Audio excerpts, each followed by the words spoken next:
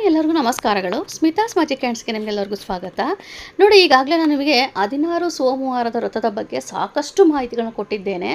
ಇಂದು ನಾನು ನಿಮಗೆ ಉತ್ತದ ಮಣ್ಣಿನಿಂದ ನಾವು ಶಂಭುಲಿಂಗವನ್ನು ಹೇಗೆ ತಯಾರಿ ಮಾಡಬೇಕು, ತರುವ ವಿಧಾನ ಆಗಿರ್ಬೋದು, ಇನ್ನೂ ಸಾಕಷ್ಟು ಮಾಹಿತಿಗಳನ್ನು ನಾನು ಈ ಒಂದು ವಿಡಿಯೋದಲ್ಲಿ ನಾನು ನಿಮಗೆ ತಿಳಿಸ್ಕೊಡ್ತಾ ಹೋಗ್ತೇನೆ. ನೋಡಿ, ಉತ್ತದ ಮಣ್ಣು ಅಂತಂದರೆ ಈ ರೀತಿಯಾಗಿರುತ್ತೆ, ತುಂಬ ಜಿಗುಟಾಗಿರುತ್ತೆ. ಇದರಲ್ಲಿ 2 ವಿಧನೂ ಸಿಗುತ್ತೆ. ಒಂದು ಕೆಂಪು ಮಣ್ಣಿಂದು ಸಿಗುತ್ತೆ, ಇನ್ನೊಂದು ಕಪ್ಪು ಮಣ್ಣಿಂದು. ಅಂದರೆ ನೀವಿರೋ ಪ್ರದೇಶಗಳಲ್ಲಿ ಯಾವ ಬಣ್ಣದ್ದು ಮಣ್ಣಿದ್ರೂ ಪರವಾಗಿಲ್ಲ, ಒಟ್ಟಿನಲ್ಲಿ ನಮಗೆ ಉತ್ತದ ಮಣ್ಣೆ ಆಗಿರಬೇಕು. ಅದನ್ನು ನೀವು ತೆಗೆದುಕೊಂಡು ಬಂದು, ಈಗ ನಾವು ಅಧಿಕ ಮಾಸ ಆಗಿರೋದ್ರಿಂದ 4 ಶಂಭುಲಿಂಗವನ್ನು ನಾವು ಮಾಡ್ಕೋಬೇಕಾಗುತ್ತದೆ. ಹಾಗಾಗಿ 4 ಭಾಗವನ್ನು ಒಂದು ಲೋಟವನ್ನು ತೆಗೆದುಕೊಳ್ಳಿ, ಅದರಲ್ಲಿ 4 ಭಾಗವನ್ನು ಮಣ್ಣನ್ನು ತೆಗೆದುಕೊಳ್ಳಿ. ಯಾಕಂದರೆ ಒಂದೇ ರೀತಿಯಲ್ಲಿ ಬರ್ತಾ ಹೋಗ್ತದೆ. ಹಾಗಾಗಿ ಈಗ ನಾವು ಉತ್ತದ ಮಣ್ಣನ್ನು ತರುವ ಸಂದರ್ಭದಲ್ಲಿ ನೀವು ಮೊದಲು ಏನು ಮಾಡಬೇಕು ಅಂತಂದರೆ, ಆ ಉತ್ತದ ಬಳಿ ಹೋಗಿ ಮೊದಲು ತಲೆಗೆ ಸ್ನಾನ ಮಾಡಿಕೊಂಡು ನಂತರದಲ್ಲಿ ಉತ್ತದ ಬಳಿ ಹೋಗಿ, ಅದರ ನಂತರದಲ್ಲಿ ನೀವು ಆ ಉತ್ತಕ್ಕೆ ಸ್ವಲ್ಪ ಅರಿಶಿನ ಕುಂಕುಮವನ್ನು ಹಚ್ಚಿ, ಒಂದು ಗೆಜ್ಜೆವಸ್ತ್ರನ ಹಾಕಿ, ಒಂದು ಕಾಯಿ ಹೊಡೆದು ನಮಸ್ಕಾರ ಮಾಡಿಕೊಂಡು, ಅದರ ನಂತರದಲ್ಲಿ ಕೆಳಗೆ ಸುತ್ತ ಬಿದ್ದಿರುವಂಥ ಮಣ್ಣನ್ನು ತೆಗೆದುಕೋಬೇಕು. ಮತ್ತು ಉತ್ತವನ್ನು ಕೆಡುವುದಕ್ಕೆ ಹೋಗಬಾರ್ದು. ಸುತ್ತ ಬಿದ್ದಿರುವಂಥ ಮಣ್ಣನ್ನು ತೆಗೆದುಕೊಂಡು ಅಲ್ಲಿ ನೀವು ಉತ್ತದ ಬಳಿ ನಾಗಪ್ಪನಲ್ಲಿ ಒಂದು ಕೋರಿಕೆ ಕೇಳ್ಕೋಬೇಕು. ನಾನು ಈ ಒಂದು 16 ಸೋಮವಾರ ಪೂಜೆಗೋಸ್ಕರ ನಾನು ಉತ್ತದ ಮಣ್ಣು ತೆಗೆದುಕೊಂಡು ಹೋಗ್ತಾ ಇದ್ದೇನೆ, ನನಗೆ ಒಳ್ಳೆಯದಾಗಲಿ ಅಂತ ಆಶೀರ್ವಾದ ಮಾಡು ಅಂತ ಕೇಳಿಕೊಂಡು ಆ ಉತ್ತದ ಮಣ್ಣನ್ನು ಮನೆಗೆ ತೆಗೆದುಕೊಂಡು ಬಂದು, ನಂತರದಲ್ಲಿ ನೀವು ಏನು ಮಾಡಬೇಕು ಅಂತಂದರೆ, ಅದನ್ನು ನೀವು ಮೊದಲೇ ಈಗ ತುಂಬ ಊರದಲ್ಲಿದ್ದೀರಿ ಅಂತ ಅಂದರೆ ನೀವು ಮೊದಲೇ ತೆಗೆದುಕೊಂಡು ಇಟ್ಕೋಬೋದು. ಹತ್ತಿರದಲ್ಲಿದ್ದೀರಿ ಅಂದರೆ ಹಿಂದಿನ ದಿವಸ ಅಥವಾ ಸೋಮವಾರ ಬೆಳಗ್ಗೆನೂ ಕೂಡ ನೀವು ತೆಗೆದುಕೊಂಡ್ಬರ್ಬೋದು. ಅದನ್ನು ತೆಗೆದುಕೊಂಡು ಬಂದು ಅದನ್ನು ಚೆನ್ನಾಗಿ ಕುಟ್ಟಿ ಜರಡಿ ಮಾಡಿ ಮಣ್ಣನ್ನು ಸಿದ್ಧತೆ ಮಾಡ್ಕೋಬೇಕು. ನೋಡಿ, ನೀವು ಎಷ್ಟು ಮಣ್ಣು ತೆಗೆದುಕೊಂಡಿರ್ತಾರಲ್ಲ 4 ಭಾಗವನ್ನಾಗಿ ಮಾಡಿ, ಅದರಲ್ಲಿ ನನಗೆ 1 ಭಾಗವನ್ನು ತೆಗೆದುಕೊಂಡು ನಾನು ನಿಮಗೆ ಶಿವಲಿಂಗವನ್ನು ಮಾಡೋದನ್ನು ತಿಳಿಸ್ಕೊಡ್ತಾ ಇದ್ದೇನೆ. ಶಿವಲಿಂಗ ಭಿನ್ನ ಆಗಬಾರ್ದು. ಒಂದೇ ಮಣ್ಣಿನಲ್ಲಿ ನೀವು ಅದೇ ಒಂದು ಶಿವಲಿಂಗ ಯಾವ ರೀತಿ ಇರುತ್ತೋ ಅದನ್ನೇ ನೀವು ಶೇಪ್ ಕೊಡಬೇಕಾಗುತ್ತದೆ. ನೋಡಿ, ತೋರಿಸ್ತಾ ಇದ್ದೇನೆ. ಮೊದಲು ನಾವು ಉದ್ದವಾಗಿ ಉದ್ಕೋಬೇಕು. ಅದನ್ನ ಈ ರೀತಿಯಾಗಿ ಮಾಡಿಕೊಂಡು ಮಧ್ಯದಲ್ಲಿ ನಮ್ಮ ಕೈ ಬೆರಳಿನ ಸಹಾಯದಿಂದ ಒಂದು ಕಡ್ಡಿ ಸಹಾಯದಿಂದ ಗುರ್ತು ಮಾಡ್ಕೋಬೇಕು. 3 ಭಾಗ ಬರೋ ಥರ ಕಟ್ ಮಾಡಬಾರ್ದು, ಜಸ್ಟ್ ನಾವು ಗುರ್ತು ಮಾಡ್ಕೋಬೇಕಷ್ಟೇ. ಕೆಳಗಿನ ಭಾಗ ಸ್ವಲ್ಪ ಅಗಲವಾಗಿ ಬರೋ ಥರ ಮಾಡ್ಕೋಬೇಕು. ಅಂದರೆ ಗೋಪುರದ ರೀತಿಯಲ್ಲಿ ಮೊದಲು ಸಿದ್ಧತೆ ಮಾಡ್ಕೊಳ್ಳಿ. ಕೆಳಗಿನ ಭಾಗದಲ್ಲಿ ಕೈಯಿಂದ ಒತ್ತಿದಾಗ ಅದು ಅಗಲವಾಗುತ್ತೆ. ಆದರೆ ನಮ್ಮ ಮಧ್ಯದಲ್ಲಿ ಅದಕ್ಕಿಂತ ಸ್ವಲ್ಪ ಮಟ್ಟಿಗೆ ಕಡಿಮೆ ತೆಗೆದುಕೊಳ್ಳಿ. ಕೆಳಗಿನ ಭಾಗದ ಮಣ್ಣಿನಿಗಿಂತ ಮಧ್ಯದ ಭಾಗವನ್ನು ಸ್ವಲ್ಪ ಜಾಸ್ತಿ ತೆಗೆದುಕೊಳ್ಳಿ. ಅದನ್ನು ಒಂದು ಶೇಪ್ ಕೊಡಿ. ಯಾವ ರೀತಿ ಅಂತಂದರೆ, ಈಗ ನಾವು ಶಿವನಿಗೆ ಜಲಾಭಿಷೇಕ ಮಾಡಿದಾಗ ನೀರೆಲ್ಲ ಕೆಳಗೆ ಇಳಿದು ಹೋಗ್ತಾ ಇರುತ್ತಲ್ಲ, ಆ ರೀತಿಯಾಗಿ ನಾವು ಒಂದು ಶೇಪ್ ಕೊಡಬೇಕಾಗುತ್ತೆ. ಸ್ವಲ್ಪ ರಫಾಗಿ ಮಾಡ್ಕೊಳ್ಳಿ. ಅದರ ನಂತರದಲ್ಲಿ ನಾವು ಒಂದು ಶೇಪ್ ಕೊಡ್ಬೋದು. ಆದರೆ 3ನೇ ಭಾಗ ಏನಿರುತ್ತೋ ಮಧ್ಯದಲ್ಲಿ ಗೋಲಿ ಆಕಾರದಲ್ಲಿ ಸ್ವಲ್ಪ ಮಟ್ಟಿಗೆ ನೀವು ಅದನ್ನು ಮೇಲ್ಭಾಗ ಮಾಡಿಕೊಂಡು ಅದನ್ನು ಉದ್ದವಾಗಿ ಮಾಡ್ಕೋಬೇಕು. ಅಲ್ಲಿಗೆ ನಮಗೆ ಶಿವಲಿಂಗ ಸಿದ್ಧತೆ ಆಗುತ್ತೆ.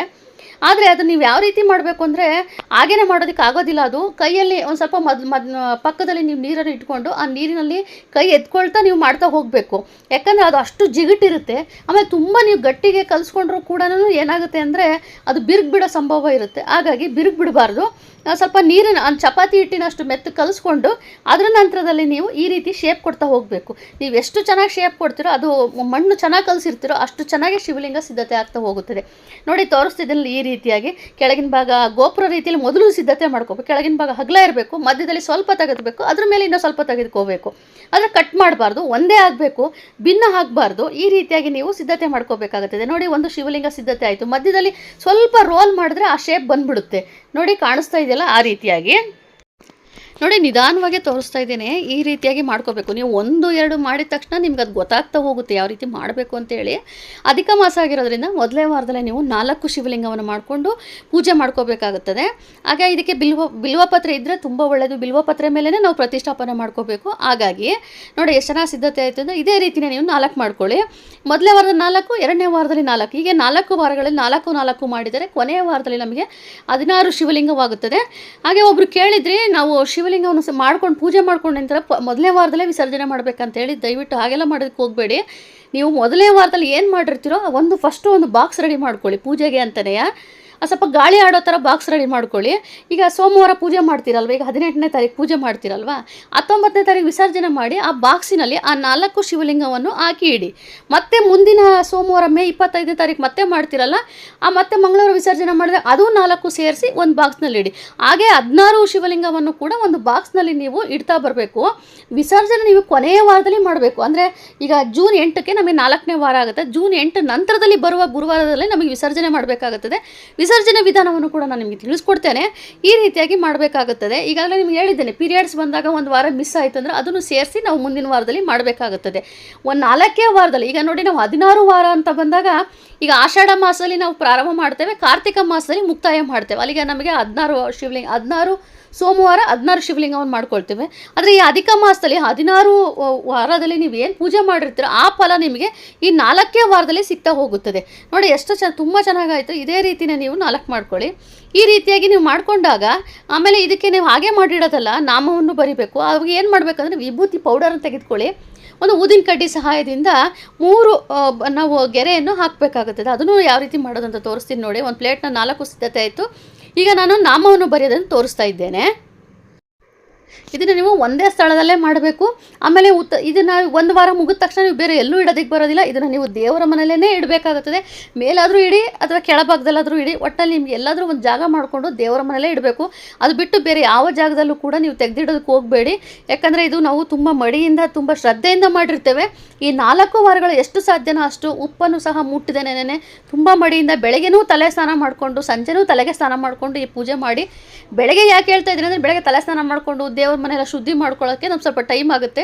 ಆಮೇಲೆ ನೀವು ಸಾಯಂಕಾಲ ಬೇಗ ಪೂಜೆ ಮುಗಿಸ್ಬೇಕು ಅಂದ್ಕೊಂಡಿದ್ರೆ ಬೆಳಗ್ಗೆನೇ ಬೇಕಾದರೆ ನೀವು ಉತ್ತದ ಮಣ್ಣಿನಿಂದ ಮಾಡುವಂಥ ಶಿವಲಿಂಗವನ್ನು ಸಿದ್ಧತೆ ಮಾಡ್ಕೋಬೋದು.